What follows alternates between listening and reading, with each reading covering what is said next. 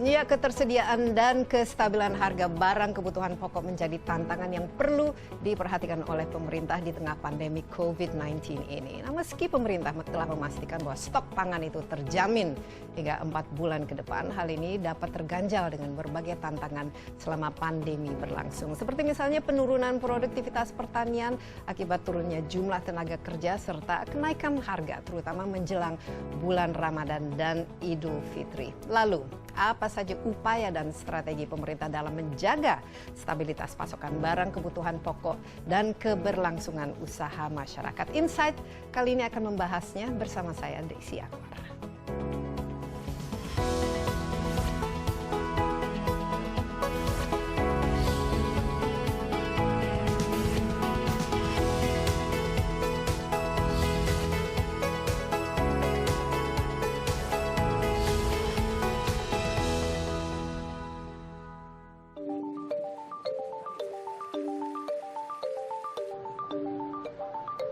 Sejak akhir tahun 2019, dunia dihebohkan dengan kehadiran wabah virus corona.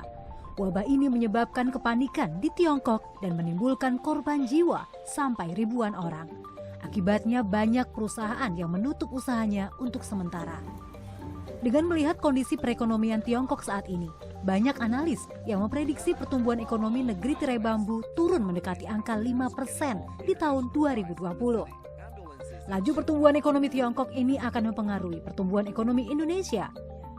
Menurut Menko Perekonomian Erlangga Hartarto, jika ekonomi Tiongkok mengalami perlambatan sebesar 1 hingga 2%, akan berdampak pada menurunnya ekonomi Indonesia sebesar 0,1 hingga 0,3%.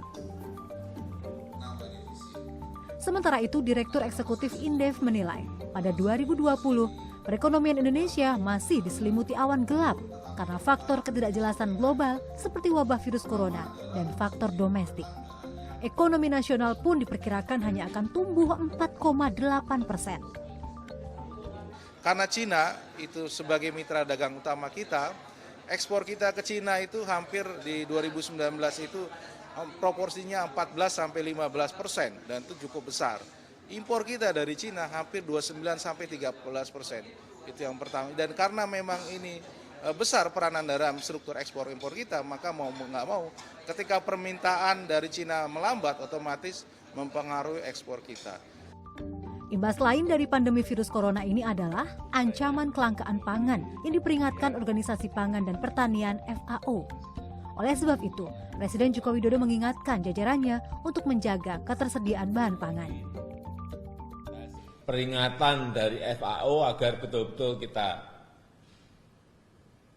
perhatikan, kita garis bawahi mengenai peringatan bahwa pandemi COVID-19 ini bisa berdampak pada kelangkaan pangan dunia atau krisis pangan dunia. Ini betul-betul harus kita pastikan.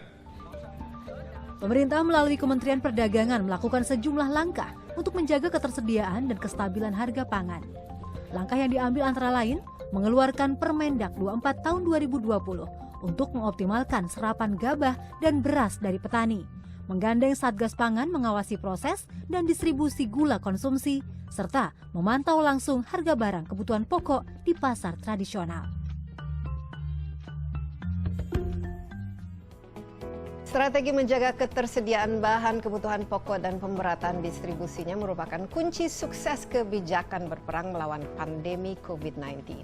Dengan imbauan menjaga jarak dan juga beraktivitas dari rumah sudah pasti akan berdampak besar terhadap kehidupan masyarakat. Lalu, apa upaya pemerintah dalam stabilisasi stok dan harga bahan kebutuhan pokok serta distribusinya? Telah hadir bersama saya Menteri Perdagangan Republik Indonesia Agus Suparmanto. Halo Pak Agus, apa kabar? Baik. Sehat-sehat saja? Alhamdulillah sehat. Kita jaga jarak, ya. Kita nggak salaman, kita namaste saja. Ya.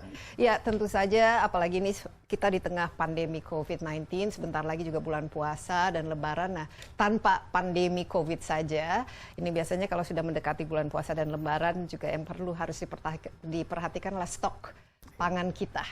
Ya, stok sembako kita itu tersedia. Ini bagaimana kira-kira gambarannya khusus untuk sembako ini, Pak Agus? Kita aman-aman saja? Ya, aman. Stok sampai bulan ini serta bulan depan ya, Lebaran terutama puasa dan Lebaran, stok ini saya jamin aman. Dijamin aman. Ini oke, ini kan ada, kalau sembako ada 9 bahan pokok ini. Kita mulai dari yang paling penting, ini bagaimana beras ya, karena ini kan juga ada kaitannya dengan ya kelancaran panen dan lain sebagainya. Ini bagaimana gambarannya? Apakah kita beras saat ini dijamin? cukup, memang kerjasama dengan Bulog juga dan kemudian pemerintah daerah serta instansi lain yang memang terkait, terutama kita telah memerintahkan juga dengan di daerah, terutama di bidang perdagangan untuk memantau ketersediaan stok di daerah. Nah, namun saat ini untuk beras saya jamin cukup karena Bulog juga mempunyai stok yang cukup. Sudah cukup ya. Dan panen kita tahun ini bagaimana kira-kira Ya, panen gambarannya? ini kita bagus ya. Untuk beras ini stabil dan nanti mudah-mudahan tidak terjadi, walaupun sekarang ada ancaman di utara yaitu Thailand dan Vietnam ini musim kemaraunya panjang. Iya. Nah, ini sudah kita antisipasi dengan panen yang cukup dan persiapan-persiapan terutama dengan panen berikutnya. Kalau dari segi harga khusus untuk beras itu Ya, sendiri, harga dan apakah kita ini keran impor ini bagaimana? Kita masih buka terus untuk beras? Iya, kalau untuk beras saat ini kita masih cukup. Jadi belum diperlukan untuk impor ya untuk beberapa bulan ke depan ya. Dan juga harga ini cukup stabil. Cukup stabil. Cukup ya? stabil. Nah, memang nanti Bulog juga sudah koordinasi untuk menyerap beras-beras petani dan juga di sini beras pun lihat panennya cukup baik. Nah, ini kita lihat kan apalagi di awal-awal bulan Maret ini pas masa COVID-19 ini ada panic buying dan lain sebagainya, dan mungkin ada pembatasannya dari pembelian beras dan lain sebagainya. Ini bagaimana Pak Agus? Ini merupakan kebijakan atau sebenarnya orang tidak perlu khawatir ya? Tidak perlu melakukan panic buying seperti itu? Iya. Sebenarnya begini, kita ini stoknya cukup aman. Jadi tidak perlu panik buying, sehingga pembelian itu belinya secukupnya sesuai kebutuhan, karena kita menjamin stoknya cukup aman. Memang ada beberapa soal pembatasan. Kita tidak ada memerintah atau memberikan surat edaran untuk membatasi. Dan ini mungkin saja beberapa tempat karena yang mintanya banyak supaya dipenuhi hari itu, mereka berbagi.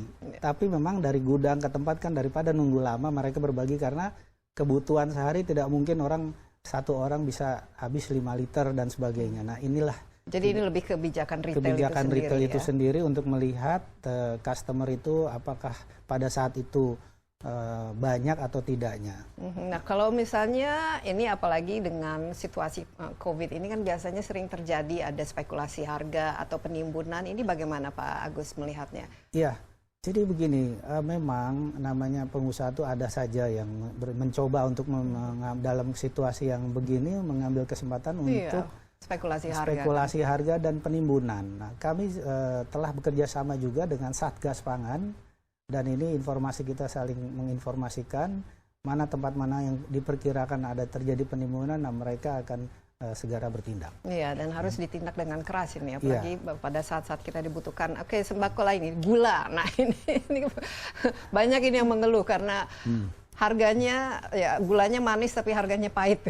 Ini bagaimana? Dan apalagi kita kan masih sangat tergantung juga ya dengan hasil dari panen kita kalau masalah gula. Ya, memang begini, gula ini ada beberapa faktor. Ya, pertama adalah musim giling ini yang harusnya bulan April ini mundur jadi bulan Juni. Itu satu hal kedangan kita per bulan. Ini kenapa? Karena cuaca atau karena ada keterlambatan? Ya, otomatis dengan cuaca. Ya, kedua juga ini perubahannya ini kan signifikan cuaca ini. Karena musim giling ini kan harusnya panen sekarang musim gilingnya dan itu nanti bulan Juni.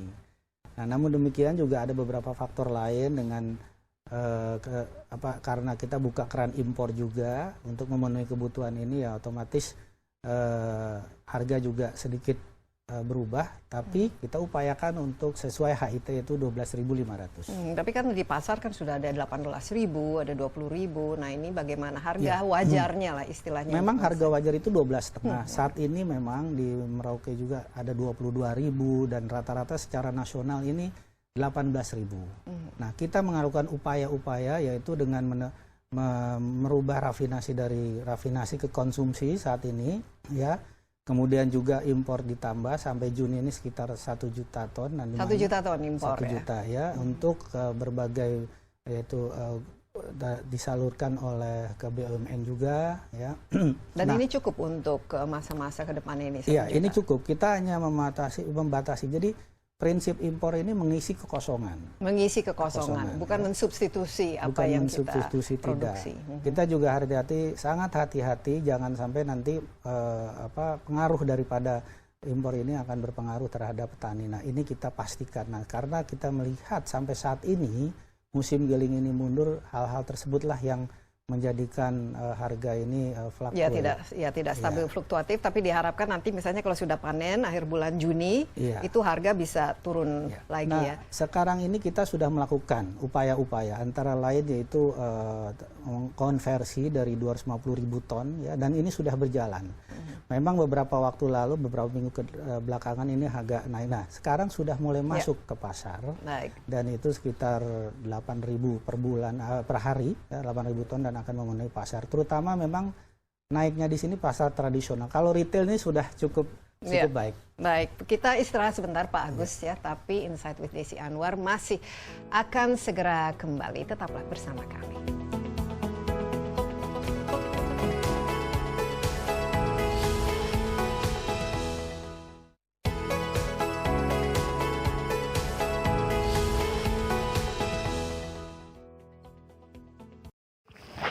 The availability and stability of staple goods price is a challenge that the government need to pay attention in the midst of this pandemic. Even though the government has ensured that the availability of food stock is guaranteed for the next 4 months, this can be hampered by various challenges during the pandemic, such as a decrease in agricultural productivity due to decrease in the number of workers and an increase in price ahead of Ramadan and Eid al-Fitr.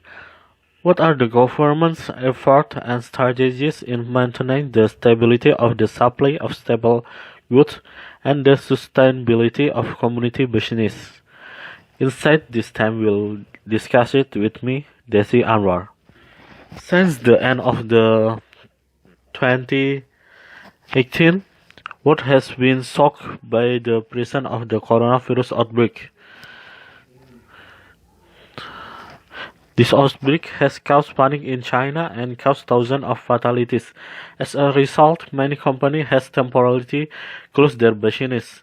Considering China's current economic condition, many analysts predict the economic growth of bamboo certain country will fall by close to 5% in 2020.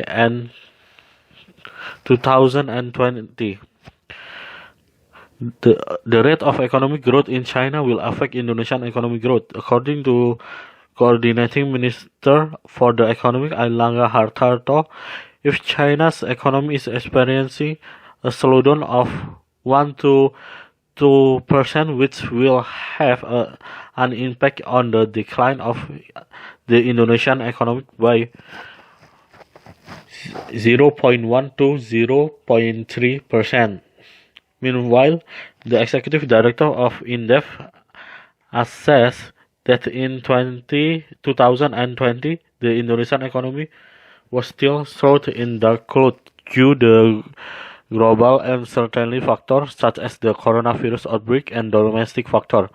The national economy was estimated to only grow by 4.8% because China is our main trading partner. Our export to China almost in 2019 it was 14 to 15%, and it was quite a range import from China and almost 29 to 30% the first and a big role in our export-import structure. So whether or not it won't when demand from China slow down, it automatically affect our export. The impact is another thing from the coronavirus pandemic is the threat of food scarcity that has been warned by the Food and Agricultural Organization FAO.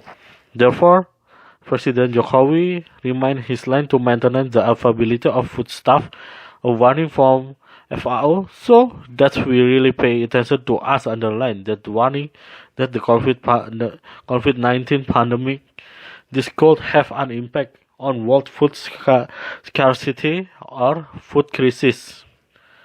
The government, through the Ministry of Trade, has taken a number of steps to maintain the availability and stability of food prices.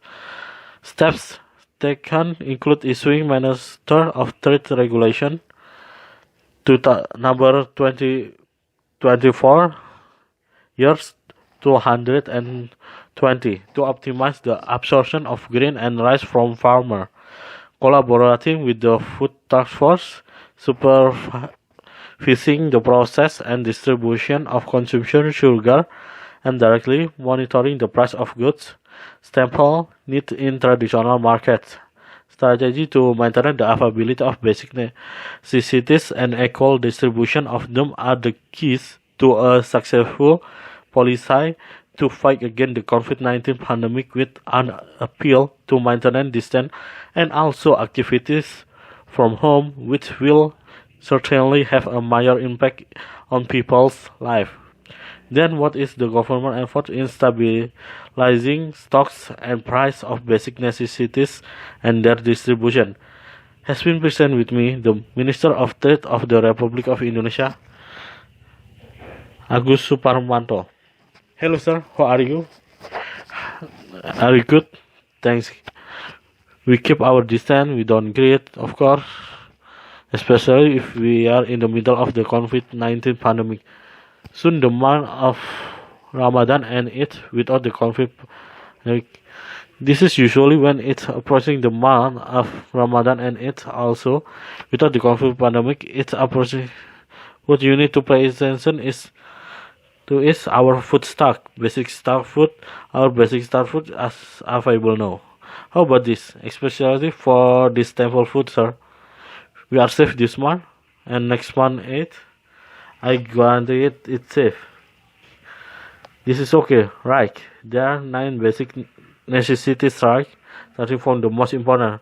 How about rice? Because this is also something to do with the smooth running of the harvest and so on.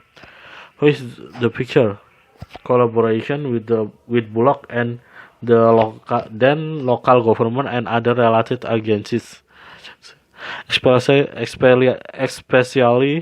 we have also reported to the region, especially in the trade sector, to monitor stock availability in the region. But currently there is enough rice because Bulog already have sufficient stock. It's enough. How about our harvest this year? We are good for stable rice, and later hopefully it doesn't happen, even though now there are threats in North, namely Thailand and Vietnam. This is a long dry season. We have anticipated this with sufficient harvest and preparation, especially with the next harvest. In terms of special price for rice, and what do we do to import this? We are still open for rice. Yes, for rice at this time we still haven't needed for import, which for the next few months, and the price is quite stable. Indeed, Bulog will also coordinate to absorb rice from farmer, and also here we see that the harvest is quite good. We will see, especially in the early month of March, during the COVID-19 period, there was panic buying. Others, and maybe there was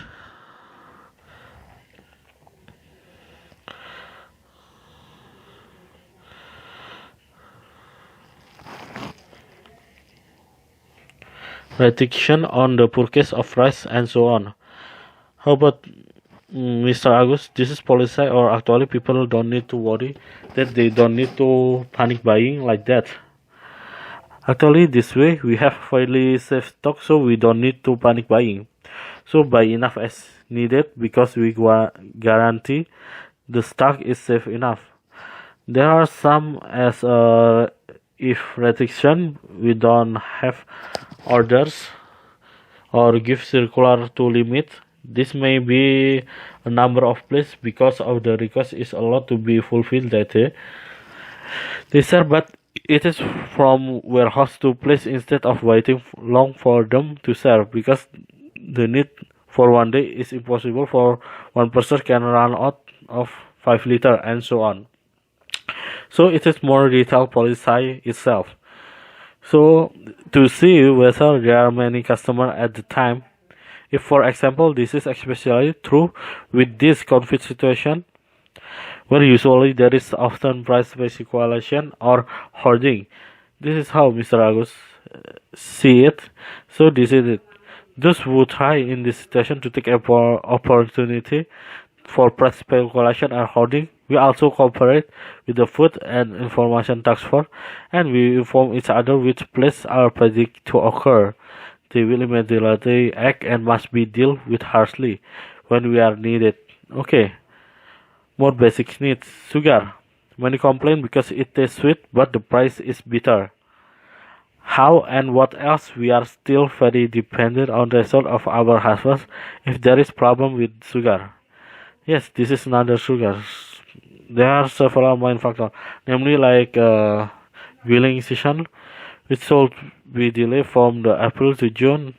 That's one thing. Why? Because the winter or because there is a delay. Automatically with the winter, and the second two, what is the differences between the significant change in the winter? Because this milling season should be harvest now. The milling season will be in June. However, there are also several other factors because we also open the import to meet their needs. Automatically the price will change slightly, but we try to according to the Haiti, it's 12 and 400, but it is market that there's 18,000 or 2,000. How is the fireplace? The term in that the fireplace is to 12,500. Currently there are 2,200 in Morocco, and the national average is about 1,800 rupiahs. We are making effort, namely by channeling the refinery from navigation to current consumption. Then import are also added. Until June, about 1 million tons. This is enough. We are only limiting. The principle of import is to fill the void, not substitute what we produce, not us. Also have to be very careful not to arrive later. We will confirm what effect this import will have on agriculture. We will confirm this because we see that until now the milling season is treating. These are the things that make this price unstable. But hopefully later, for example, when the harvest is late June, the price could go down again. Now we have made effort, including the conversion from to 150,000 tons, and this has been going far for some time now. Now it has started to enter the market around 8,000 tons per day, and will fill the market, especially the increase here traditional market. If retail is enough, we will take a break for a while, but Insight with Desi Anwar. We'll still back soon. Stay with us. Ya, Anda masih bersama Insight with Desi Anwar. Saya ditemani oleh Menteri Perdagangan Republik Indonesia Agus Suparmanto, dan kita membahas upaya pemerintah dalam melakukan stabilisasi stok dan harga bahan kebutuhan pokok masyarakat, serta bagaimana distribusinya. Tadi kita sudah mendengarkan beras ya aman ya, gula mungkin ya agak sedikit fluktuatif karena ini juga musim gilingnya mundur, dan kita masih mau tidak mau harus membuka keran impor ya. Keran impor untuk sembako apalagi Pak Agus yang masih mau tidak mau perlu dibuka, khususnya karena misalnya panen yang terganggu dan lain sebagainya. Ya, sekarang ini bawang putih. Ya, bawang putih bombay, ya. Kita jadi masih harus ini ya. Ya, kita memberikan karena memang di sini penanaman ini sangat minim. Mungkin hampir sangat kecil sekali. Jadi bawang putih ini memang beberapa pekan lalu sangat tinggi. Dan saya sudah memberikan atas arahan Bapak Presiden, memberikan relaksasi impor bawang putih untuk dibebaskan dari persetujuan impor. Dan ini sudah diberikan ya? Sudah diberikan. Nah, tadi pagi saya meninjau pasar ya.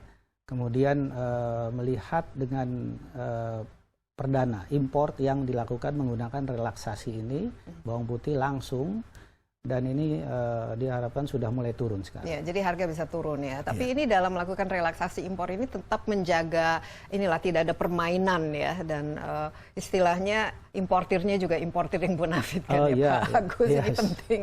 Ya, semua ini harus dengan standar yang cukup baik ya, baik mulai dari importir juga, di sana eksportir juga yang sudah memang biasa, dan itu menjaga kualitas ya, jangan mentang langka kualitasnya tidak terjaga dan sebagainya. Iya, mungkin harus diminta kepada Menteri Pertanian juga ke depannya harus lebih banyak yang menanam bawang putih ya. Kalau bawang merah bagaimana? Nah, bawang merah memang agak tinggi ya, karena memang produksi sekarang ini agak menurun dibandingkan tahun sebelumnya. Nah, kenapa ini menurun berkaitan dengan panen atau karena berkaitan dengan cuaca? Ya, sekarang ini yang seharusnya optimalisasi, banyak beberapa faktor, salah satunya cuaca. Nah, diharapkan nanti bulan depan juga sudah mulai cukup baik harga bawang merah ini. Ya, tapi yang jelas kita harapkan tidak ada lonjakan harga yang begitu tinggi. Kalau ada kenaikan harga yang wajar di kisaran berapa persen, Pak? Ya, kalau Agus, karena kan berkaitan dengan supply dan demand juga. Iya, kalau bawang putih sekitar 30 ribuan ya.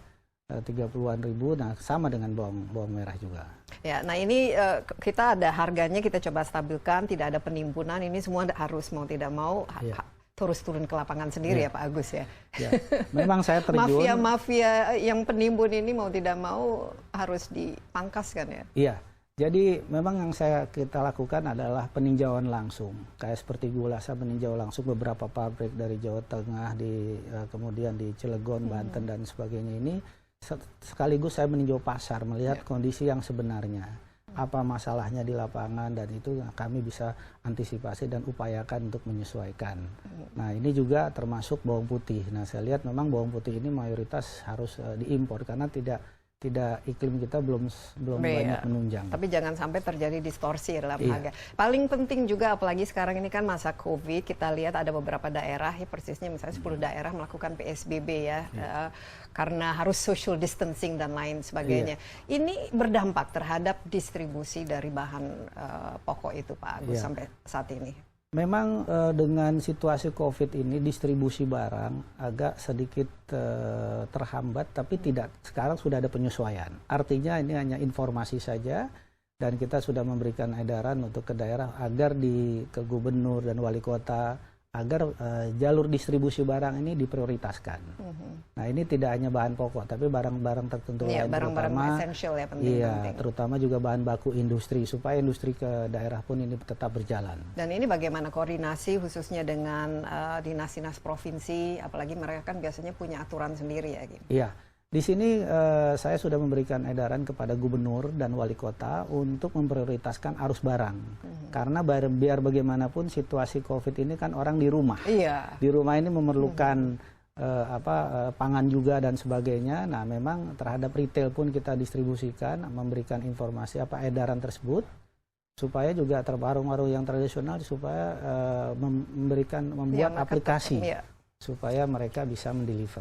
Oh, jadi ini sekarang berbasis aplikasi semua ya, mau tidak mau ya? Iya, memang ini mau nggak mau delivery online dan order ini sangat membantu saat ini. Dan semakin lama semakin meningkat semakin juga. Meningkat, karena tidak hanya retail ya, tradisional pun diharapkan demikian. Orang tidak harus datang ke pasar, dia bisa bekerja sama dengan ojol dan sebagainya. Ini sangat-sangat efektif. Ya, ini sangat menarik karena kalau orang ke pasar, apalagi pasar rakyat, pasar basah, ini kan tidak bisa melakukan social distancing ya. Iya. Ini berkaitan dengan pandemi dan bisa mungkin ke depan juga menjadi kebiasaan. Bagaimana kira-kira berapa pasar yang bisa diajak kerjasama? Karena kita kan juga tidak ingin pasar rakyat itu juga sepi pembeli ya, mungkin sepi pengunjung atau sepi orang yang belanja, tapi yang jelas jangan sampai penghasilan mereka berkurang. Ya, memang begini, kita juga melakukan revitalisasi pasar, ya sekitar 5.000 pasar yang kita revitalisasi beberapa tahun terakhir. Pasar? Ya, sudah mungkin 3 tahun terakhir ini, ya.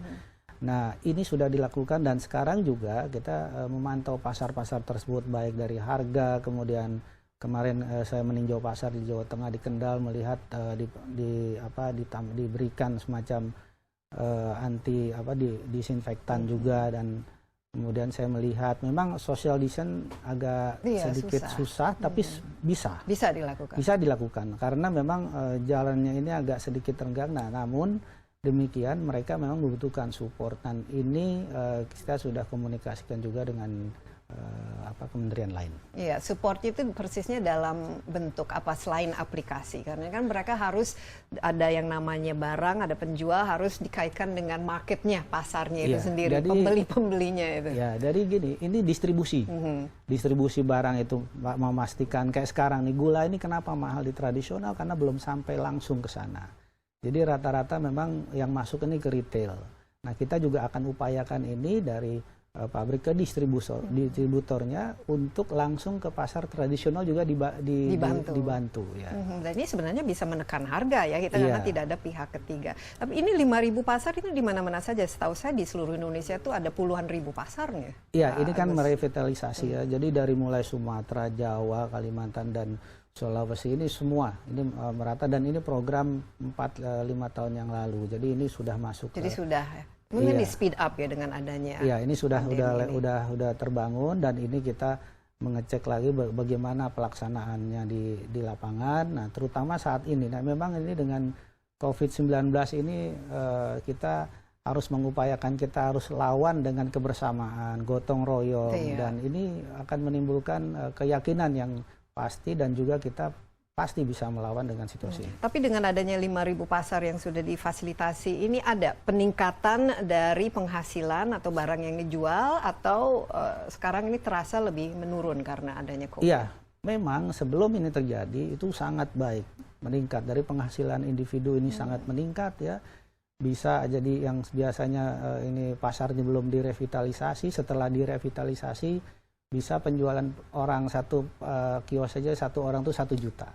Jadi ini saya rasa baik. Nah, sekarang dengan adanya ini memang kita sedang upayakan bagaimana memberikan stimulus ke mereka nantinya. Nah, ini kita sedang upayakan supaya di pasar ini lebih baik. Terutama pada saat ini adalah pasokan yang kita utamakan saat ini, pasokan ke pasar. Dan ini mau tidak mau juga bisa kerjasama dengan ini ya, telekomunikasi dengan swasta untuk memberikan perangkatnya dan lain sebagainya. Karena ini semua membutuhkan teknologi. Dan teknologi itu kan tidak murah. Kita istirahat sebentar Pak Agus, tapi jangan kemana-mana dulu. Insight with Desi Anwar masih akan kembali sesaat lagi.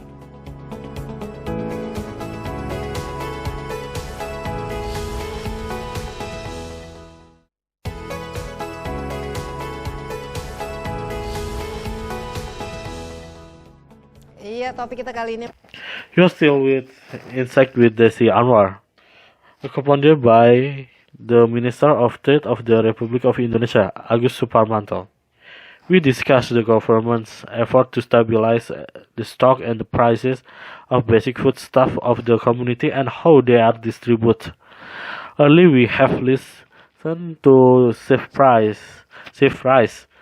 Sugar may be volatile, but this is also the milling season. It's delayed, and we still have to open import for grocery especially. Mr. Agus, want it or not, need to be open especially because of the distribute harvest and so on. Now garlic and onions. We give it because here the planting is very minimal. Maybe almost very small, so this garlic is indeed very high a few weeks ago. And I have given, under the direction of President, to provide relaxation on garlic import to be exempt from import approval. This has been given. This morning I reviewed the market, which then saw the first time import were carried out using this relaxation straight away, and this is expected to have started to fall now. But in doing this, import relaxation is still maintained. There is no game. Yes, the term importer is also a bona fide importer. Yes, all this must be of fairly good standard, starting from the importer as well as exporter there, as well as those who are already used to it. And that is maintenance quality. Not even the quality is not maintenance, and so on. Maybe the Minister of Agriculture should also plant more garlic onion in the future. How? Onion costs see a little hike because the current production has decreased somewhat compared to the previous year. Why it's decreased with regard to the harvest or the winter? The winter should be optimized for a number of factors, one of which is the weather.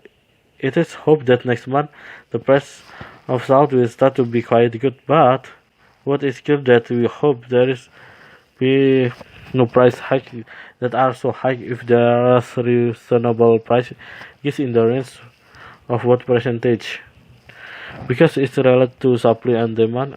If garlic is around 300 rupiahs and onions are the same, we have a price, we try to stabilize it.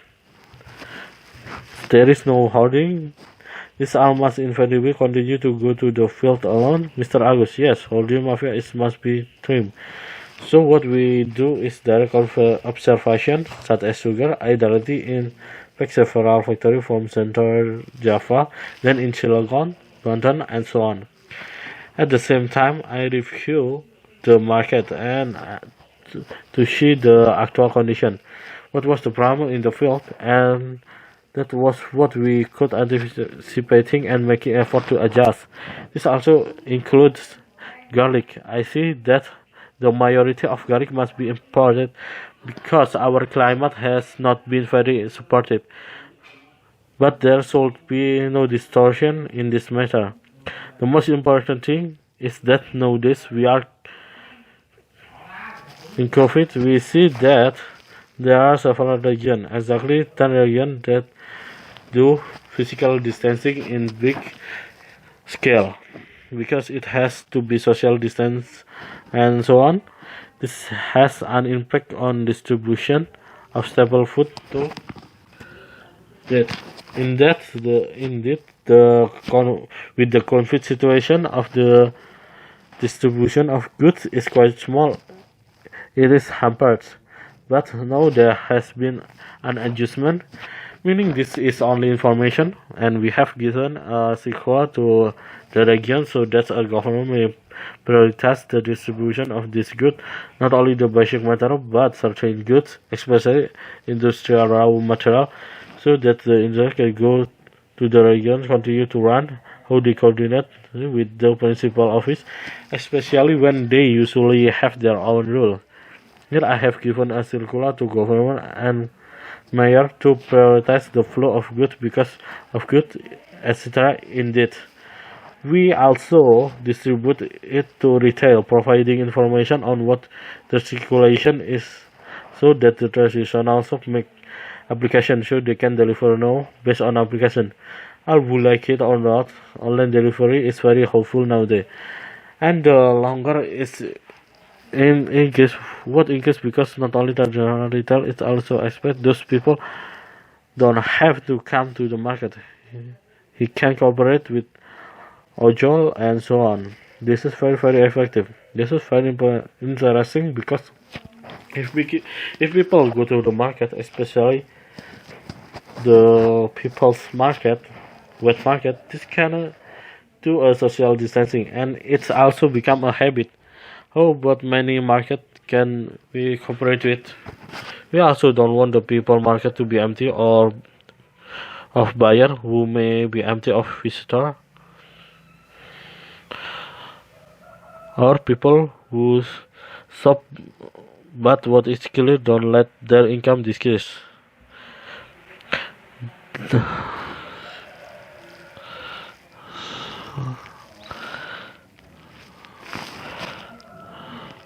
That's how it is. We are also not about 5,000 market revitalization. The market that we revitalized a few years ago, it has been the last 3 years.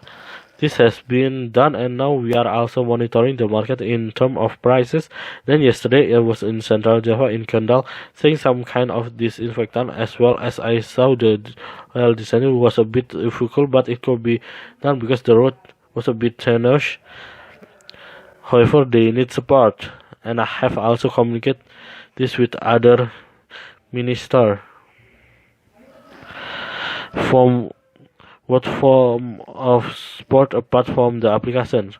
There must be good seller must be associated with the market and the market itself.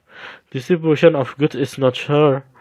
Now, why is sugar expensive in traditional market? Because it has not arrived directly there. So on average, if does enter retail, we will also try to do this from factory to distributors to directly to traditional markets are also assisted.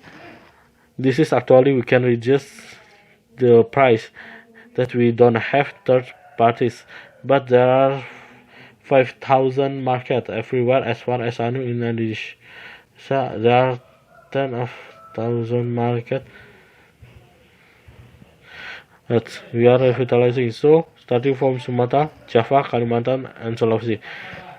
This is evenly distributed. This is a program 4 to or 5 years ago. So this has entered speed up with it.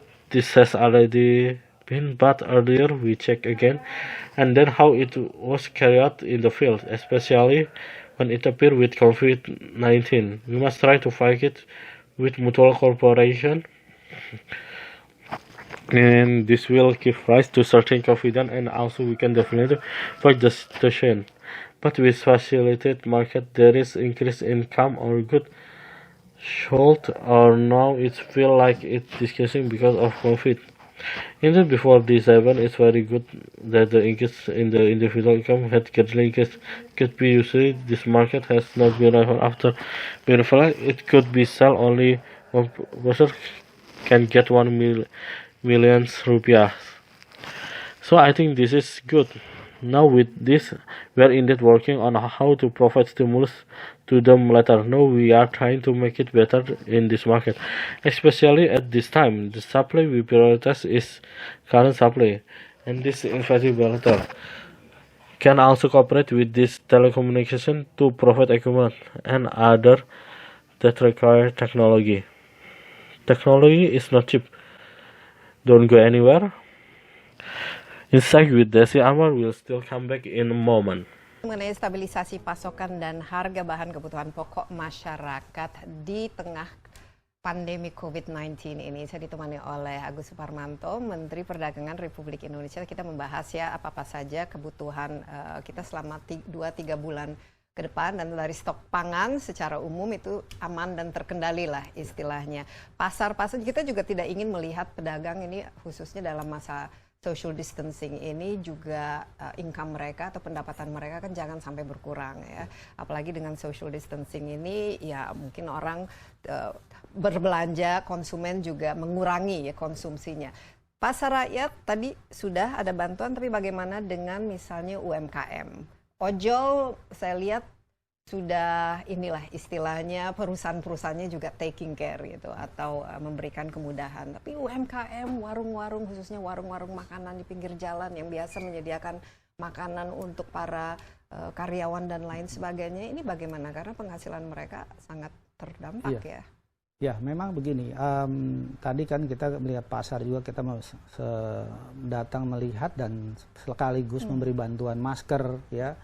Kemudian hand sanitizer dan chamber box untuk disinfektan. Beberapa pasar ini kita bagikan untuk, dan kita memberikan penyuluhan untuk sosialisasi distance, social distance dan sebagainya. Dan itu dipatuhi ya? Dan diikuti sama mereka. Nah sekarang berkaitan memang ada pedagang-pedagang UMKM. Nah di sini memang ada program bantuan ya di situ yang per bulan untuk bagi yang memang sudah tidak bisa lagi karena bekerja dan sebagainya, memang pemerintah mengeluarkan bantuan sebesar sekitar 600.000 per bulan. Nah ini kita juga akan meng-create beberapa supaya beberapa konsep supaya mereka ini tetap bisa berdagang. Artinya, karena 600.000 per bulan itu ya mungkin jauh di bawah yang mereka biasa dapatkan kan. Betul, memang begini, yang tadinya memang dia harus mendatangkan, nah tadi dengan beberapa guidance untuk mempunyai aplikasi dan itu bisa mendeliver. Nah mereka akan melihat klien-klien ini kalau dengan di-expose kan pasti tahu, ya. Nah ini memang bagian dari peluang. Kalau memang tadi dia menjual pakaian yang kios-kios tidak punya kios di luar, dia kena PSBB, ya. Dan juga sekarang kita juga menghimbau juga untuk kebutuhan pokok kayak retail market, supermarket, minimarket, ini jamnya juga diberlakukan buka, tapi dengan tertentu dan ini tidak ditutup total, karena kalau ditutup total orang nggak bisa. Nah, dan ini apalagi supermarket dan lain sebagainya itu kan paling dibutuhkan. Dan saya lihat di PSBB ini juga kan membolehkan orang untuk belanja dan lain sebagainya. Pak Agus, ini kalau kita lihat dari si perdagangan ya, bukan saja bahan-bahan pokok, tapi sekarang yang paling banyak dibutuhkan itu tadi masker, sanitizer, APD, apalagi untuk tenaga medis kita yang jauh berkurang. Dan kebanyakan ini kan kita perlu impor juga. Ini bagaimana dalam pasokan alkes yang sangat dibutuhkan sekarang? Iya, memang begini, pasokan saat ini seperti APD, kita kan sudah mengeluarkan aturan melarang APD dan alkes yang lainnya. Nah, namun khusus APD di sini, yang bahan bakunya dari luar dan dibuat di sini, selama itu udah memenuhi kebutuhan dalam negeri, kita mengizinkan untuk ekspor juga. Karena kita butuh juga, karena mereka kalau sudah terpenuhi dalam negeri, kayak seperti APD, ini kita potensi sekali, karena produksi APD ini saya udah komunikasikan sekitar 19 juta potensinya kita untuk memproduksi, dan ini kebutuhan di dalam negeri ini bisa terpenuhi. Berapa? Kebutuhan di dalam negeri berapa kira-kira? Sekarang kira-kira ini lagi diprediksi sekali, karena kan sekarang diikuti dengan rumah sakit ya, tapi lagi sedang dikalkulasi.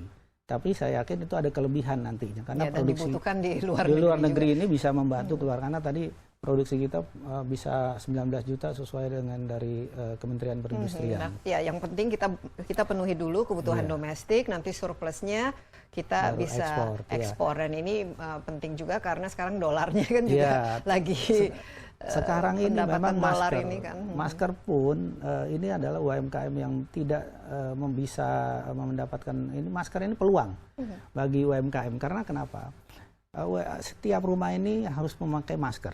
Nah, dari sini adalah masker itu kan ada beberapa macam ya, terutama untuk preventif yang di rumah, dan ini bagi UKM bisa untuk membuatnya, dan demand-nya juga banyak yang membutuhkan. Nah ini bisa didirect atau diarahkan bahwa UMKM ini yang daripada menjual sesuatu yang tidak laku, ini sekarang diarahkan untuk membuat masker, mungkin meracik hand sanitizer, dan membuat ini gloves atau sarung tangan dan lain sebagainya. Itu bisa, karena saya lihat seluruh dunia ini sekarang mencari-cari masker ini dan alat-alat kesehatan. Memang ada dua standar ya, satu standar medis dan non medis.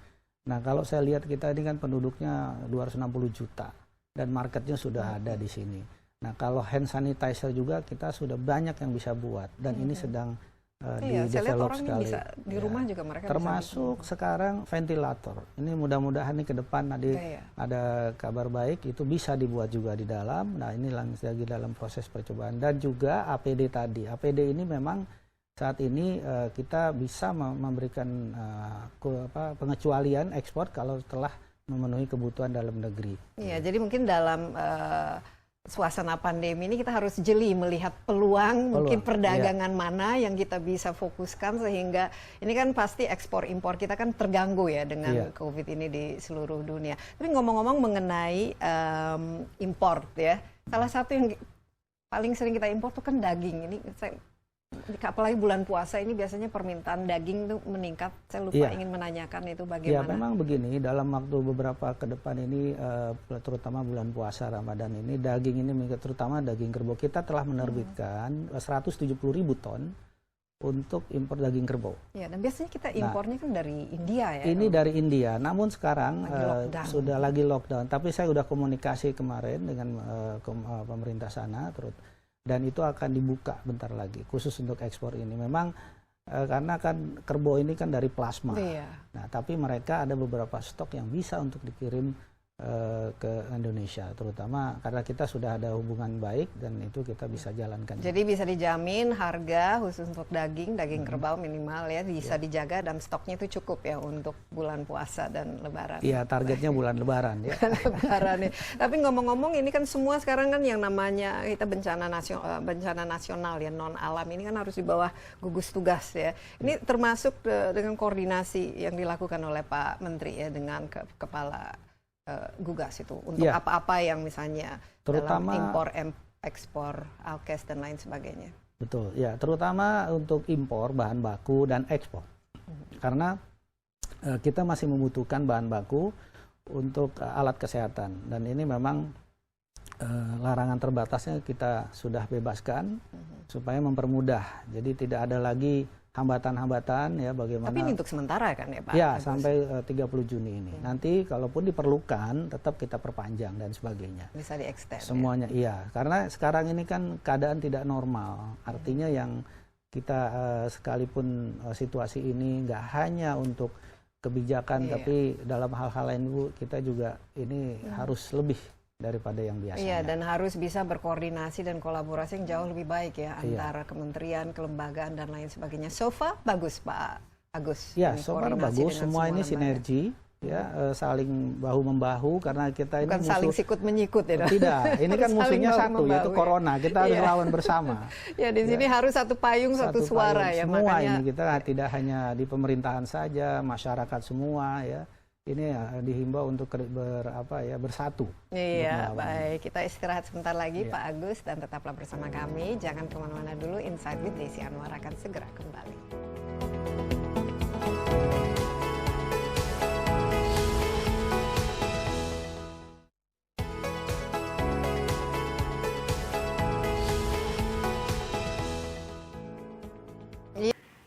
Our topic this time is about stabilizing the supply and price of basic necessities for the people in the midst of COVID-19 pandemic.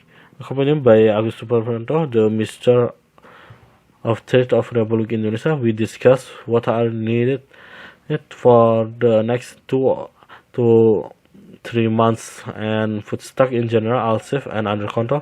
We also don't want to see these traders, especially in the social distancing period, their income and not to discuss especially with this social distancing. Maybe people stop consumer also reduce their consumption. The people market already has assistance, but what about for example UMKM? Ojol take a look at the company that has taken care or provide facilities. But the food stall on the side of the road that usually provide food for employees and so on, how is this? Because their income is very limited. Indeed, we look at the market earlier. We saw and at some time provide masks and sanitizer and cutter box for disinfectant. We distribute several market and we provide counseling and social distance and so on. It was obey and follow it to the trader. MKM here do have assistance program. There are monthly assistance for those who are no longer able to work, and so for issue assistance of 600,000 rupiah per month. This is far below they usually get. Like this is what he had to bring in with some we can still trade. 600,000 per month is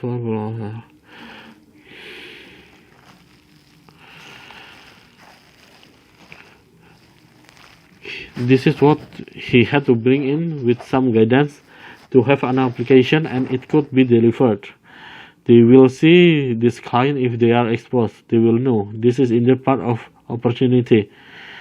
If indeed he was selling clothes that not have a place outside of being hit by the social distancing in big scale. And also now we also appeal to basic needs such as retail market, supermarket, mini market, and the hours are also open but with certain conditions. This is not completely closed because if it completely closed, people can't, especially supermarket and other are needed. This is social distancing with scale will also allow people to for shopping and so on. Social distancing may be so if we look at it from trade, it's not only basic ingredients but now the most needed ones are masks, PPE, sanitizer, especially for our medical personnel who are far less, and mostly we need to import too. What about the supply of equipment? That is very much needed now. Current supplies such as PPE in the vicinity have provided regulation that prohibit PPE and other things, but especially PPE here the raw materials are from outside and are made here as long as it meets domestic need. We like to export too because we also need them because it is fulfilled in the country. Such as PPE, we have a very high potential because PPE production is around 19 millions. Our potential is to produce, and this domestic need can be met domestic need. How many more it will produce one because now it's full by a hospital. It's being calculated again, but I'm sure that will advance later. It will not be able to have out because our production could be 19 million according to the Ministry of Industry. But it is important we first fulfill our domestic needs. Later, the surplus we can export. This much is an opportunity for MKM because why?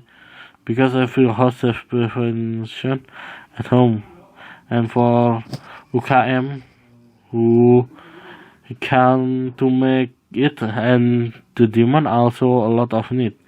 This can be directed for this UMKM rather than selling something that is not selling well, because the whole world is looking for mass and to help in there. There are indeed two medical and non-medical standards. If I look at them on population 260 million and market is already here. Now if we also have a lot of hand sanitizer to make any good of ventilator. Hopefully in the future there will be a good news that it can also be made in it, and in the trial process we now provide export extension if it meets need of company 3. In this pandemic atmosphere, we must be careful to see which trade opportunity we can focus on, so that is certain that our export import will be disrupted by this COVID throughout the world. Regarding import more often of this month of Ramadan, usually the demand for meat increase. Now to us, like in the future, especially in the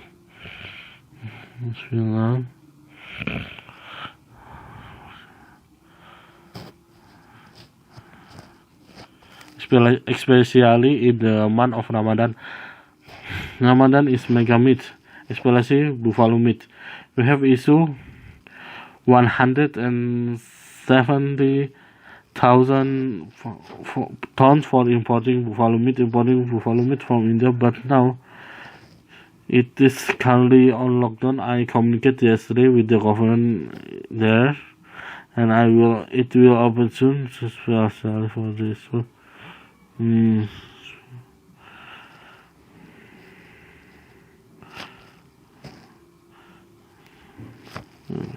And it will open soon, especially for the export. This buffalo is from plasma, but they have some stock that can be sent to Indonesia, especially because we already have good relations and we can run it guaranteed minimum price of buffalo meat that can be maintained, and the stock is enough for the month of Ramadan. And it, but by the way, right now all the name of non-natural nation disaster must be under task force. This includes the coordination carried out by a minister and the head of task responsive for turn of raw material and export, because we still need raw material for medical device and for hygiene.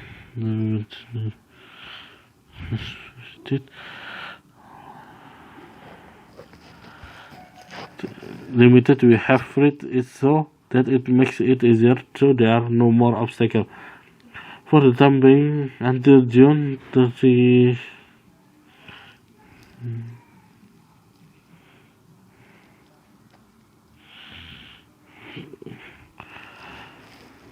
For the time being, until June 30th, later if it needed, we will continue to extend it and so on. Because right now the situation is not normal, meaning that even though the situation is not only for policy, but in other matter we also have to be able to coordinate and collaboration for better if between the business institution and so on. So far it's good.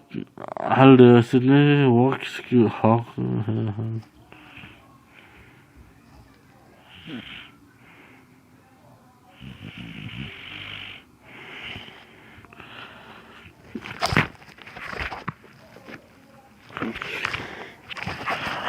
So far it is good. All the synergy work hand in hand, not elbowing each other. We have only one enemy, namely Corona. We fight together.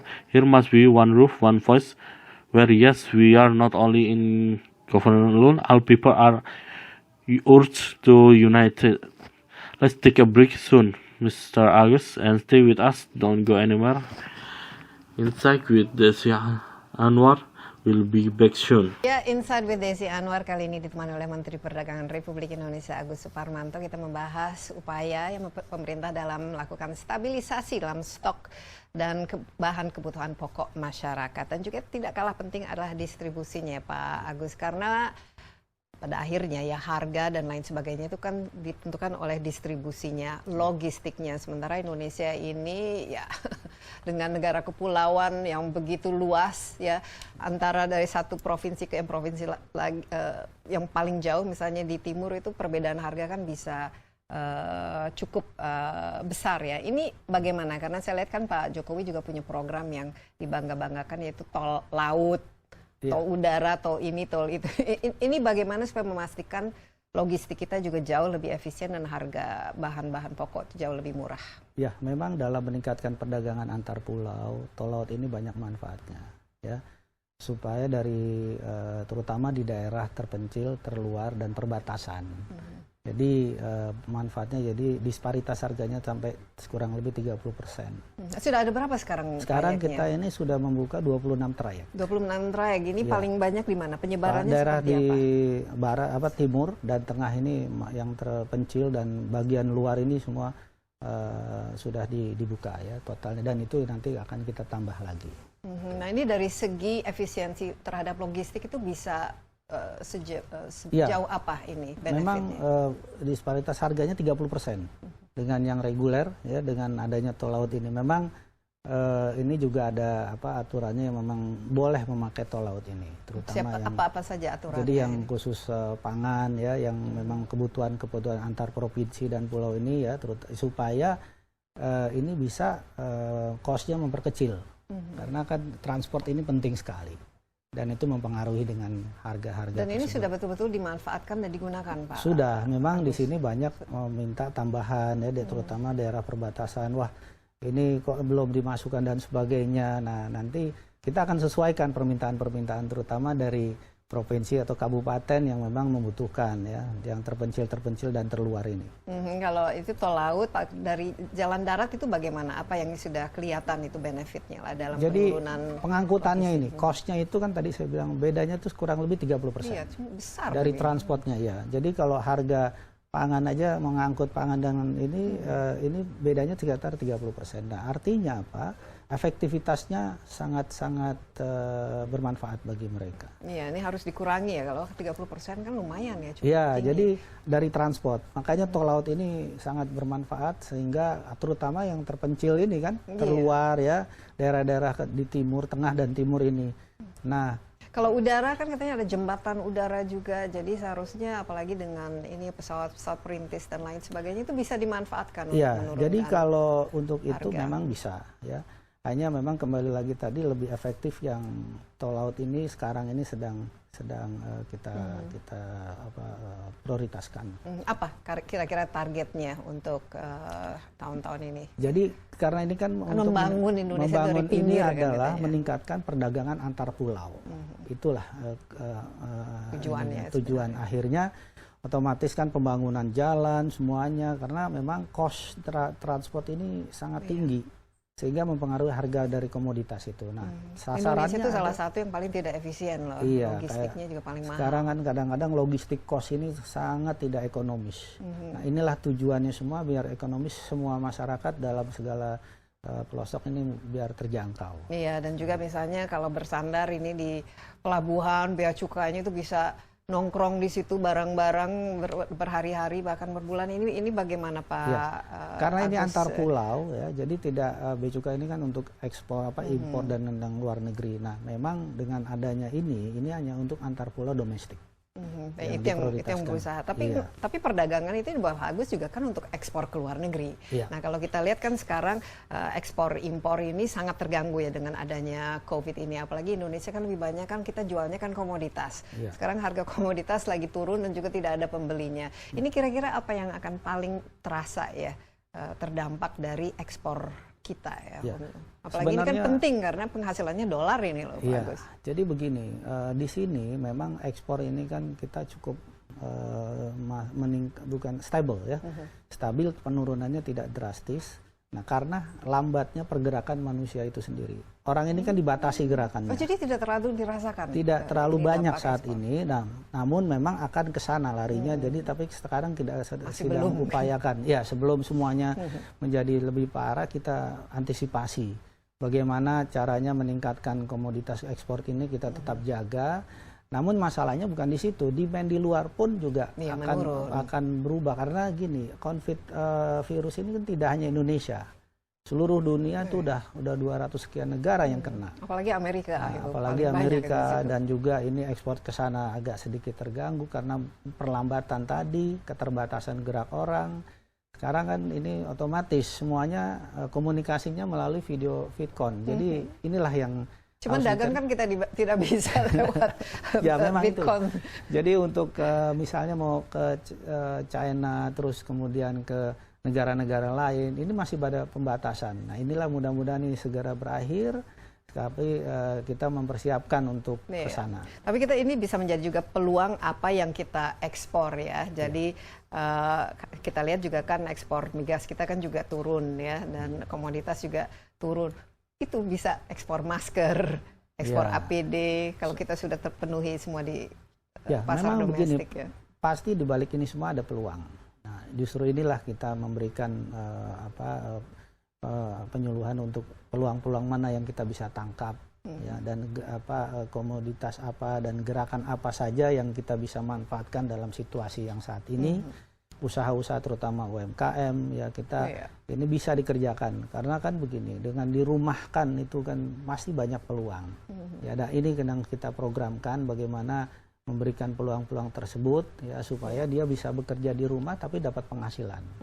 Nah, saat lagi kita kan masih sering impor ya, bukan saja untuk kebutuhan kita sendiri tapi kebutuhan para pengusaha. Nah, ini bagaimana supaya apalagi sekarang ini kan kemudahan-kemudahan untuk mengimpor misalnya bahan baku yang memang dibutuhkan ada ini. Ya, tadi saya bilang juga mengenai bahan baku ini kita permudah. Semua yang ada kaitannya dengan industri kita permudah ya. Kalau permudah itu maksudnya apa Pak? Permudah ini begini, larangan terbatas misalnya ada lartas kita hilangkan itu.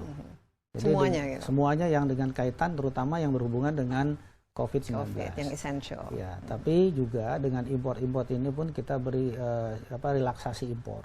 Relaksasi impor ini kita lakukan, kita selama dengan ini yang semua kebijakan impor yang membantu untuk ekspor kita akan permudah. Iya, relaksasi impor tapi tidak boleh disalahgunakan tentu saja ya.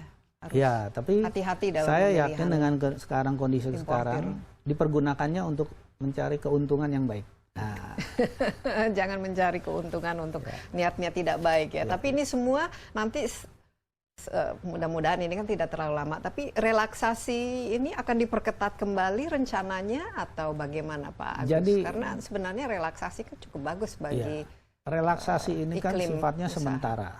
Ya, relaksasi semua ini sifatnya sementara. Nanti kita evaluasi dengan situasi yang sekarang ini. Artinya apa?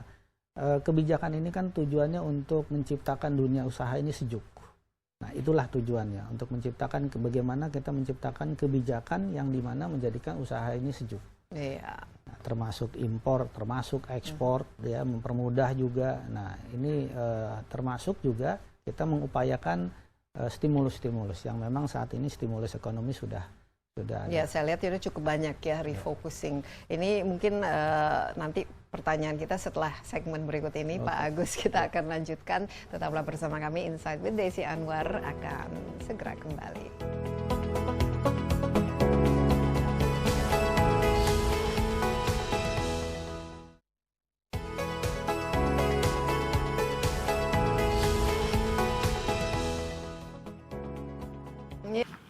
We are discussing the effort that the government has made in stabilizing the basic need of the community and also no less important of the distribution.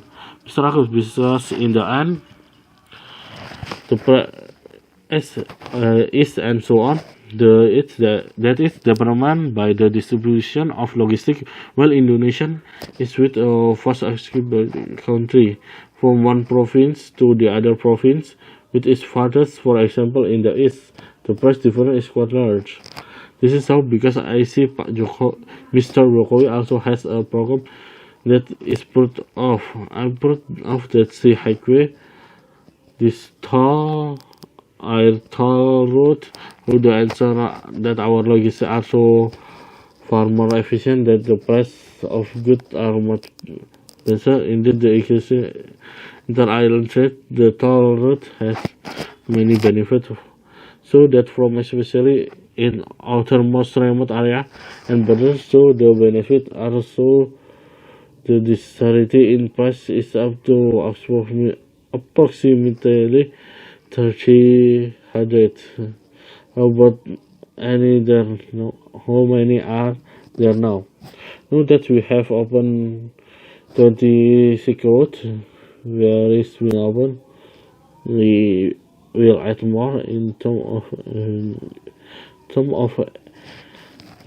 efficient in logistics. How far can this go? The price disparity is 30% with the regular one with district highway. In that there are regulation need of inter-province and this island, so the cost must be reduced. Then this transport is very important. It affect the price. It can really be used and used. There are many requests for additional expansion in the border area. This is not good and so on.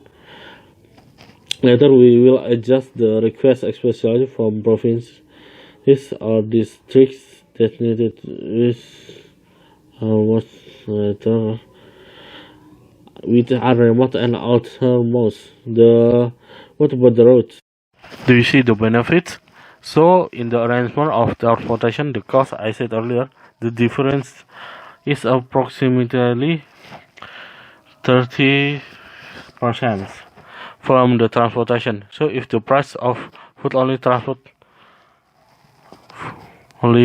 and this is the differences of 30%, what does this mean? Its effectiveness is very beneficial for them.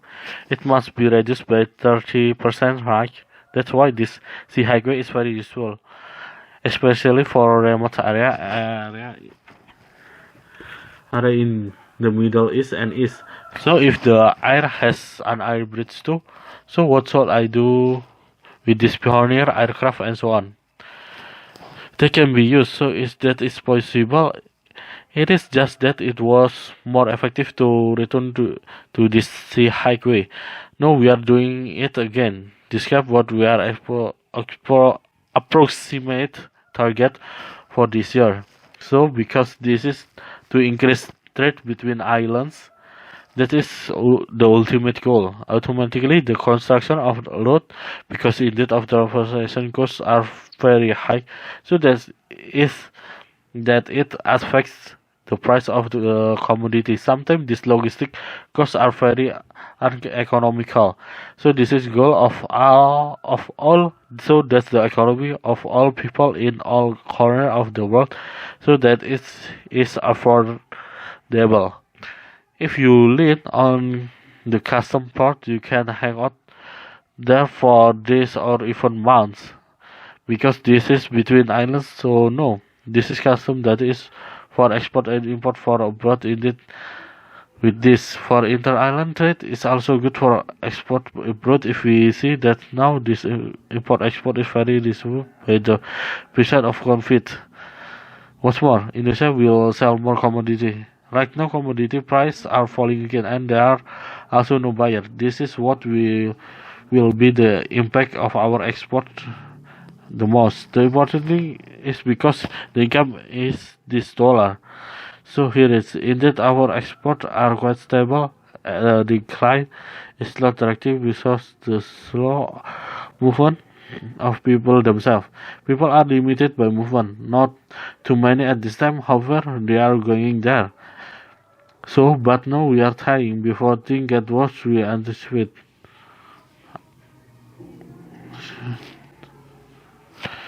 Anticipate. How do we increase this export commodity? We are still on guard, but the problem is not that external demand will also change. This virus is not only in Indonesia, the world has affected 200 countries, especially America, and the export there is a bit disturbed due to the slowdown. The limited movement of people now automatically all the communication via video conference. For example, if we want to go to China and then to the other country, it's still no restriction. Probably it will end soon, but we are preparing for this. But we can also become opportunity for what we explore. So we will also see our oil and gas export rate also down and commodity also go down. That can export mass PPF we have fulfilled in the domestic market. All behind this, all there are takes opportunities. This is precisely what we are for counseling for which opportunities we can catch and what commodities and what movement we can advantage of current situation. Our effort, especially UMKM, can be done because this is how you sell. There is still many opportunities. We have program memories of how to provide these opportunities so that he can work at home but get income. We still often import which are not our need but the need of entrepreneur now. What about this? So that especially nowadays is and is of importing. For example, raw material that are really needed is there. Packaging this raw material, we can make it easy for everything that has to do with the industry. We make it easy. So, do we mean so? We make it like this. We will eliminate this limited prohibition. Everything related mainly to COVID-19, but also this will also give relaxation. We do this relaxation as long as with all what import policies that have for our export. We make it easier. Relaxation import, but not it can be abused. Of course, yes. I'm sure that the current content is used to seek good price. Only provide for the but hopefully this will not take too long. But this relaxation plan will tighten again our house.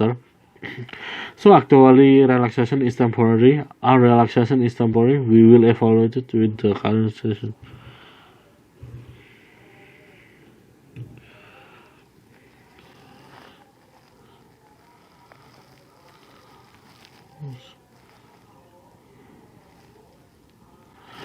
What this policy is aim at creating a cool business world. This is the goal, to create policies that make this business cool, including import, including export, which make it easier to this include us seeking stimulus, which currently have a lot of refocusing. This may be our question after this segment. In the following part, we will continue. Stay tuned with us. Insight with Desi Anwar will be back soon. Ya, Anda masih bersama Insight with Desi Anwar. Tamu saya kali ini Menteri Perdagangan Republik Indonesia Agus Suparmanto. Kita masih membahas ya khusus bagaimana menjaga stok pangan kita stabil dan juga distribusinya lancar ini dalam masa-masa bukan saja COVID-19 tapi juga menjelang bulan puasa dan Lebaran. Nah, Pak Agus ini saya lihat ini kalau pasti kan banyak ya cukup besar dampak terhadap perekonomian kita ya COVID-19 ini, dan semua orang saya lihat itu diharapkan mengencangkan ikat pinggangnya termasuk Kementerian Perdagangan itu sendiri. Jadi kalau tidak salah anggaran tahun 2020 ini yang 3,5 triliun harus mau tidak mau dipangkas dan juga ada refocusing yang memang ditujukan khusus untuk menangani COVID-19. Coba bisa dijelaskan Pak Agus bagaimana mengencangkan ikat pinggang dan refocusing? Ya, dengan adanya situasi sekarang ini, kita akan memangkas anggaran semaksimal mungkin. Ya, untuk maksimal ini kan sekarang ini baru ketemu 730 miliar dan targetnya saya adalah 1 triliun. 1 T, ya. Wow, sepertiga hampir. Mudah-mudahan nanti. Nah, ini akan memangkas seperti misal kegiatan-kegiatan rapat-rapat, ya, kegiatan kunjungan, kegiatan pameran-pameran. Iyalah, sekarang social semuanya kita akan pangkas yang tidak perlu. Jadi dan dialihkan untuk refocusing anggaran dialihkan ke COVID-19 ini. Contohnya untuk apa saja? Jadi nanti untuk program ini yaitu membantu program COVID ini antara lain adalah alat kesehatan, ya, kemudian masker dan pelengkap lainnya seperti APD dan sebagainya. Nah ini dan juga untuk hal-hal lain yang nanti akan dikoordinasikan dengan kementerian teknis lainnya. Tapi bagaimana ini koordinasi dengan kementerian lain? Karena ini kan pasti harus sering ya dengan Kementerian Pertanian misalnya dan lain sebagainya ini. Kita memang ini dengan nanti dengan kalau anggaran ini kita dengan Kementerian Keuangan bagaimana implementasinya, kemudian juga pelaksanaannya dengan koordinasi dengan kesehatan untuk protokolnya. Memang kan seperti misalnya tadi pasar-pasar kita tetap mengupayakan dengan protokol kesehatan, harus melaksanakan dengan protokol kesehatan. Ngomong-ngomong katanya penyerapan sampai akhir bulan Maret itu 13,59%. Ini kan berarti masih ada sekitar hampir 3 triliun ya yang harus optimis bisa diserap dan digunakan sesuai target. Saya optimis ya untuk penyerapan ini karena kan begini, pemangkasan yang tadinya tidak misalnya belum bisa diserap kita pangkas semuanya. Dan itu kita alihkan untuk ke COVID-19 ini. Dan saya yakin ini bisa. Bisa ya. Kalau neraca perdagangan itu sendiri, Pak Agus, bagaimana? Ya, saat ini memang kan rapor ya dari kinerja kementerian. Memang secara nilai ekspor sekarang ini mencapai 41,79 miliar US dollar atau meningkat 2,91%. Tapi ini dari bulan dari Januari sampai Maret 2020. Kemudian ekspor untuk Maret saja meningkat 0,23%. Kemudian artinya impor di sini menjadi berkaitan dengan impor ya memang lebih kecil ya dibandingkan sebelumnya. Nah ini terjadi mengalami surplus 2,62 miliar. Ya. Bisa ini dirinci apa-apa saja dan jadi pada sedangkan impor kita ini tadi Januari Maret ya hanya 39,17. Tadi kan ekspor 41. Jadi kena 41,79 miliar US dollar sedangkan impornya sebesar 39,17 dan ini surplus 2,62 miliar US dollar. Dan ini dari Januari sampai Maret 2020. Yang memang dalam situasi ini. Cuman kita kan tidak tahu 3-4 bulan ke depan ini sudah diantisipasi kira-kira. Worst case scenario-nya untuk. Jadi begini, untuk ini saya yakin akan baik, ya tetap akan baik karena apa? Kan di sisi lain memang volumenya menurun, tapi balance-nya ini kurang lebih hampir sama dan kalaupun menurun sedikit. Iya, dan apalagi kalau misalnya ekspor kita lebih tinggi, surplus ya otomatis pendapatan dolar kita kan juga lebih besar ya. Idealnya kalau untuk eksportir sekarang berapa ya ini nilai tukarnya yang saya dalam hari ini semua otomatis. Kalau nilai tukar ideal kembali ya seperti semula. Berapa 14 ribuan? Kira-kira 12.000 yang semula ya. Tapi itu saya yakin bisa ya dengan situasi begini, dengan kinerja kabinet ini lebih kompak dan juga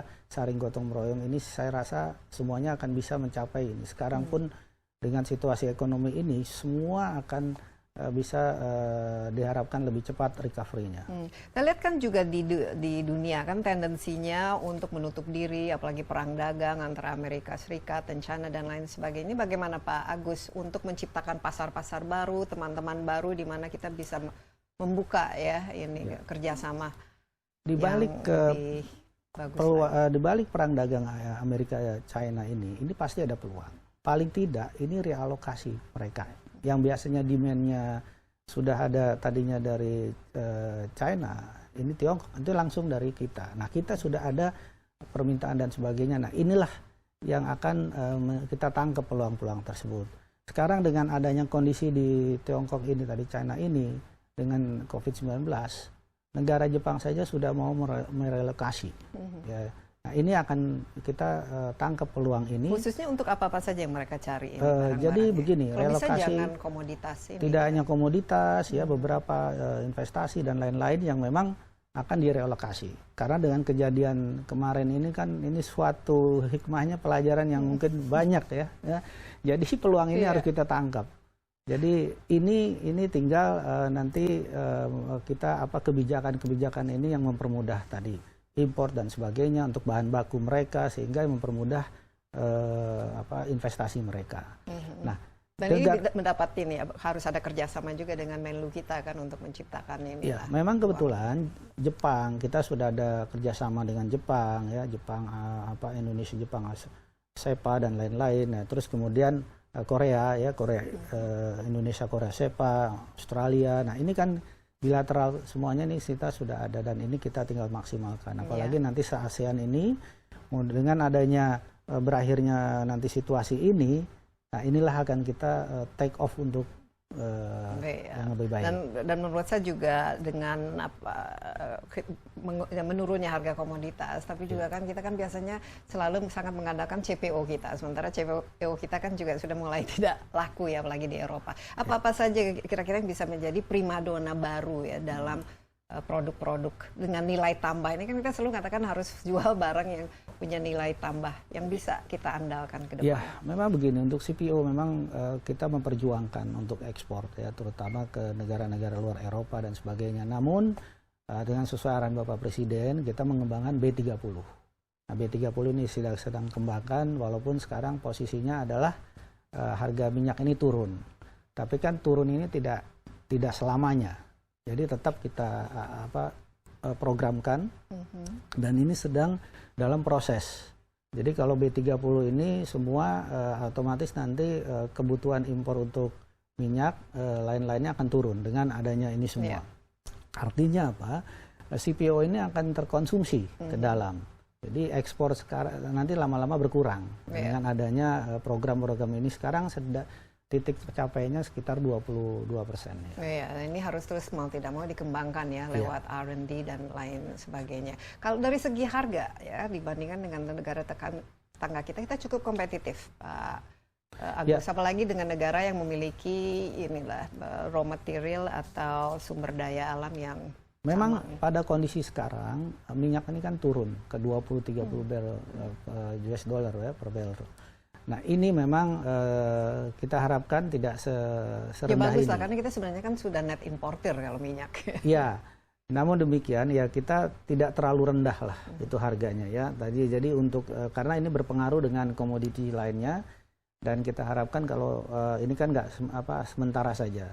Ya mudah-mudahan tidak terlalu lama dan ini CPO ini dengan adanya sekarang kan cost-nya tinggi tapi itu akan menyesuaikan. Kalau dari Kementerian Pak Agus sendiri, Kementerian Perdagangan, bagaimana ini dari segi efisiensi bekerja dan lain sebagainya, Pak Agus selama ini, dan juga koordinasi, kolaborasi dengan kementerian lain, apa kira-kira yang masih perlu dibuat lebih lebih efektif dan efisien? Ya, kalau untuk sinergi dengan kementerian lain cukup baik ya. Sekarang ini kan situasi COVID ini memang semuanya kerja dari rumah ya, sebagian besar, walaupun tidak semua ya, tapi memang karena dari yang rumah, yang dagang dari semuanya rumah. dagang dari rumah, kerja dari rumah ya. Untuk ke depan memang kita akan tingkatkan. Nah, perdagangan ini memang punya misi untuk terutama perjanjian perdagangan luar negeri. Nah, ini kita sedang tingkatkan terus saat ini program itu.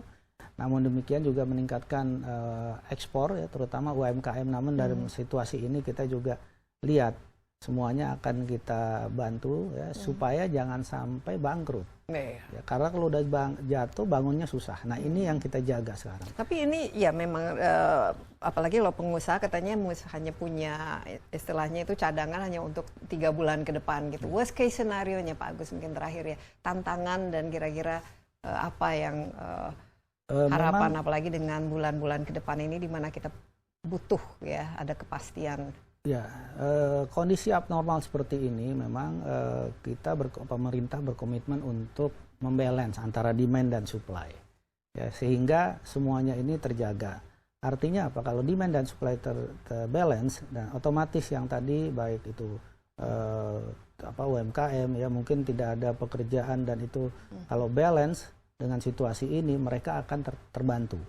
Nah, ini saya harapkan memang ada kerja baru, bagaimana memberikan mereka pekerjaan dalam konsep-konsep baru dan bisa bekerja di rumah yang saya tadi bilangkan. Iya, mau tidak mau kita harus memiliki bisnis model baru ya, dengan jadi, mental model yang baru, dengan kreasi baru, dan ini harus ini kan merubah culture. Ya, dengan situasi ini kita merubah segalanya, belajar dari rumah, kerja di rumah. Tapi kan kita tidak meeting boleh stop. Meeting juga rumah. Melalui dari. Tapi ini nyaman meeting dari rumah, misalnya apalagi dengan rapat kabinet itu masing-masing. Jangannya lebih efektif ya? Ya, kalau saya lihat begini, memang mau nggak mau dengan situasi gini kita harus bertahan dan melakukan kerja yang tidak boleh ada hambatan. Tapi merasa lebih nyaman? Nyaman, harus nyaman. Kita dan merasa lebih nyaman. Artinya apa? Effortnya ini kan kita lebih cepat dan sebagainya. Dan memang pada dasarnya kalau kita lihat dari sisi efektifnya, memang efektif. Tapi kan ada hal-hal lain yang memang kita harus ketemu fisik. Ya. Tapi kalau saya lihat dengan situasi sekarang ini lebih efektif karena itu berkaitan dengan keselamatan kerja dan sebagainya ya, ini penting. Tapi masih sering ini turun ini cek-cek di pasar itu mau tidak mau. Ya. Harus menerapkan kita social harus distancing. Otomatis saya harus turun dengan menjaga protokol kesehatan, social distance dan sebagainya. Kita lihat juga teman-teman dari kementerian lain juga kita harus jaga social distance-nya. Kita harus lihat ke lapangan. Kalau tidak, artinya apa? Kenapa saya harus turun demikian?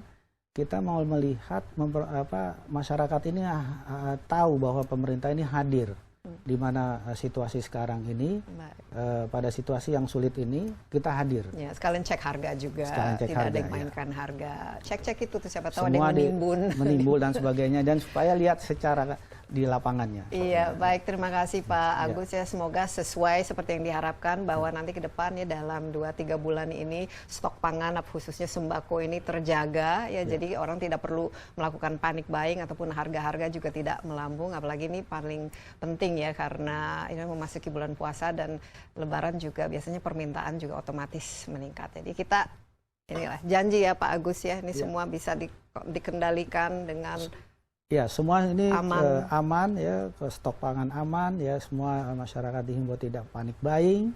Kita harus saling bersatu ya menghadapi dan melawan virus ini, sehingga juga pemberitaan kita harus seimbang dan sebagainya. Nah, ini juga kita harus jalankan dengan baik dan selalu tetap semangat. Iya, tetap semangat. Sekali lagi terima kasih Pak Agus, semoga kita juga bisa melewati masa-masa yang berat ini dengan penuh optimisme, ya kerjasama, gotong royong, dan semuanya aman sejahtera. Demikian My Insight kali ini. Jangan lupa Anda juga dapat menyaksikan tayangan ini di cnnindonesia.com dan juga di YouTube CNN Indonesia. Insight with Desi Anwar. Sampai jumpa dan stay home, Stay safe. Bye-bye. We are still discussing especially how to keep our food stock stable and its distribution smoothly during this time, not only COVID-19 but also before the month of Ramadan and Eid.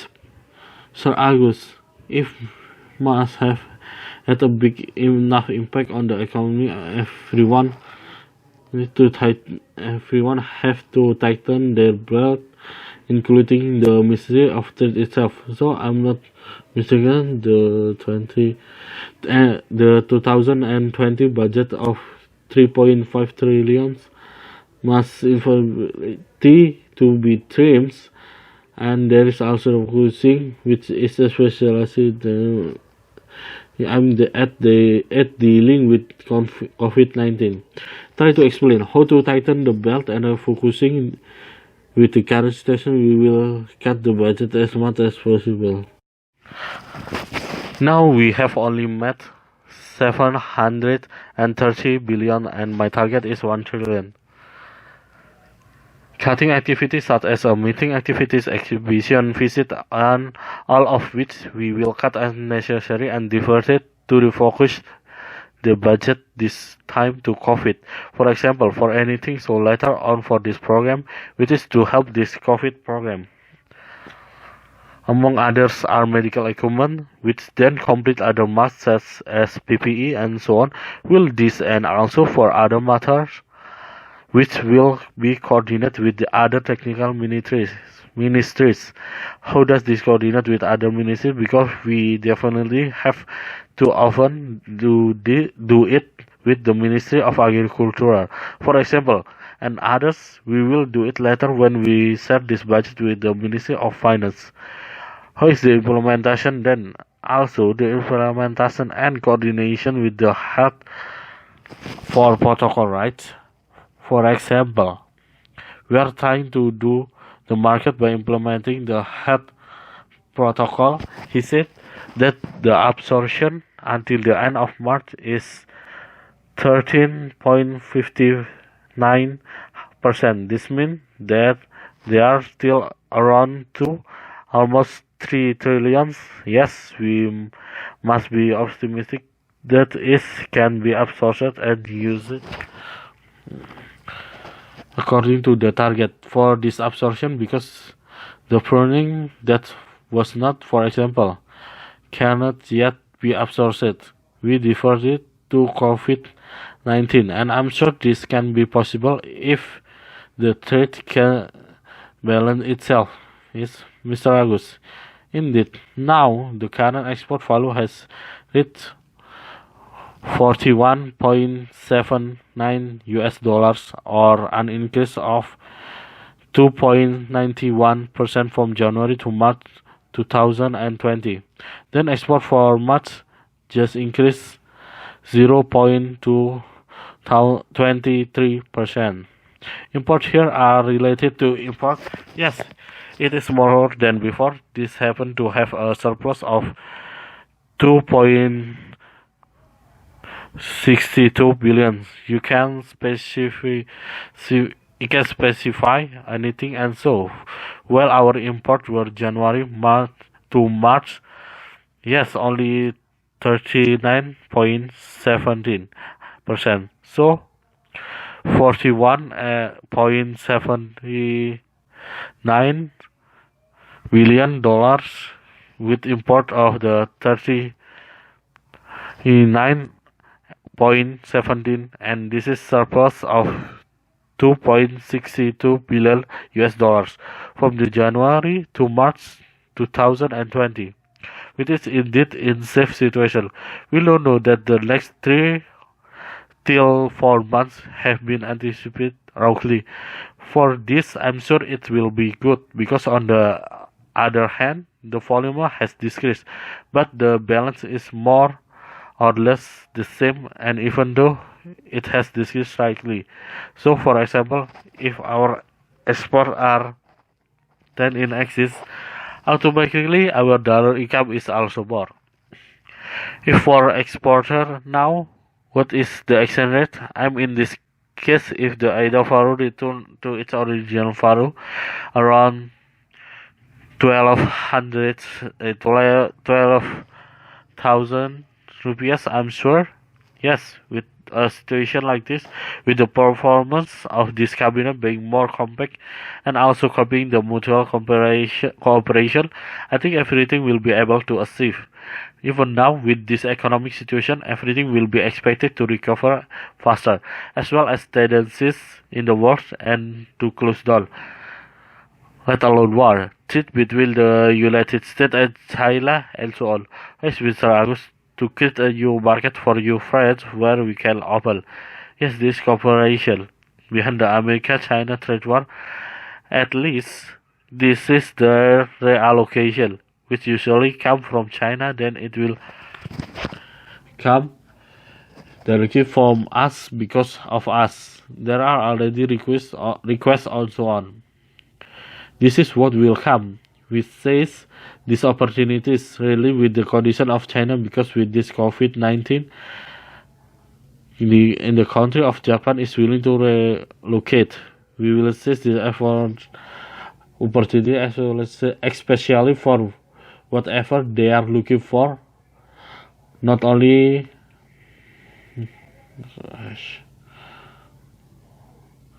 commodities, some investment and other that will indeed to be relocated, because with the incident, this is a lesson learned. We have to catch this opportunity. So what will be the policies that make it easier to import and so on for their raw material, to make it easier their investment? To get this there, must also cooperation with our foreign minister to create it. It just so happened that we already have cooperation with Japan, Indonesia, Japan, in SEPA, and other, then Korea, Indonesia, Korea, SEPA, and Australia. This is all bilateral. We already exist and we just need to maximize it. With the decline in commodity price, but we usually always double our CPO. While our CPO has started to no longer sell in Europe, what can we expect? To become a new prima donna in product with added value. Goods that have added value that we can rely on in the future. We are fighting for export, especially to European countries and so on. But according to the direction of our president, we are developing B30. B30 is developing, even though the current position is the price of this oil going down, but it doesn't go down forever. So we will program it, and this is in process. So if this B30 is all automatically, then the lead for import for other oil will decrease with all of this, which will what the CPU will be consumed. So export now gradually decrease with this program. Now the point of reaching is around 22%. This must continue to be developed with, yes, and so on. In terms of price compared to our neighboring country, we are quite competitive, especially with countries that have raw material or resources. Indeed, in current condition, fish oil has fallen to 20 until 30 US dollar per barrel. We hope it is not this low.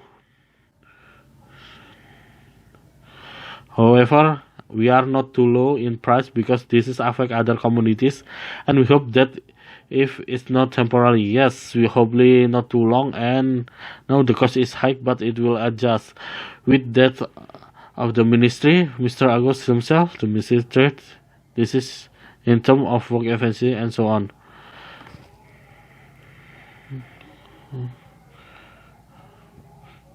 So far, sir. Also the coordination of collaboration with other ministries. Do you think it still need to be made more effective and efficient? For the synergy with other ministries is quite good.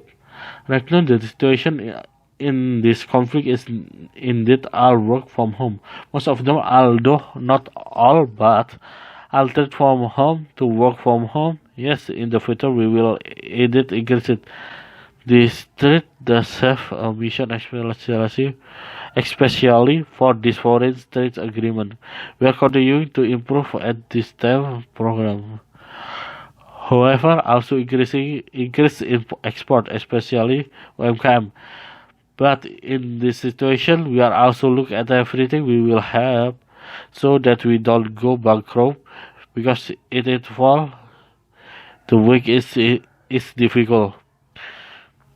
This is what we are protecting now, but this is especially true for entrepreneurs. They say that they only have reserve which are for the next 3 months. The scenario is, maybe this is the last challenge. And about guess what are the expectations with the bond ahead where we lead certainly. The condition is abnormal situation like this indeed. The government is committed to balancing between demand and supply. So that's what was good was MKM. Maybe there was no job, and that is balanced with the situation they would have. No, I hope there is a Ukraine who they give.